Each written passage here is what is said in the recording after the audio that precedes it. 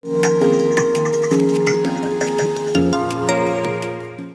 इदारा सेहत का कहना है कि दुनिया को अब अगली वबाई बीमारी के लिए बेहतर तौर पर तैयार रहना चाहिए। तमाम ममालिक शोबे सेहत पर ज्यादा से ज्यादा तवज्जो दें।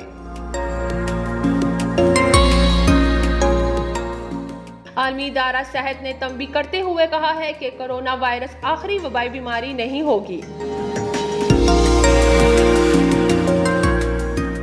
तारीख हमें सिखाती है वबाएं एक हकीकत है। जब नई वबाई बीमारी आए तो दुनिया को बेहतर तरीके से तैयार रहना चाहिए।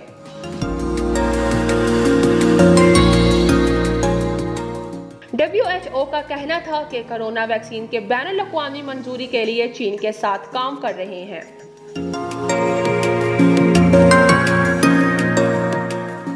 चीनी फर्म के 90% मुलाजिमीन और उनके अहलखाना ने कोरोना तजुर्बाती वैक्सीन ली है।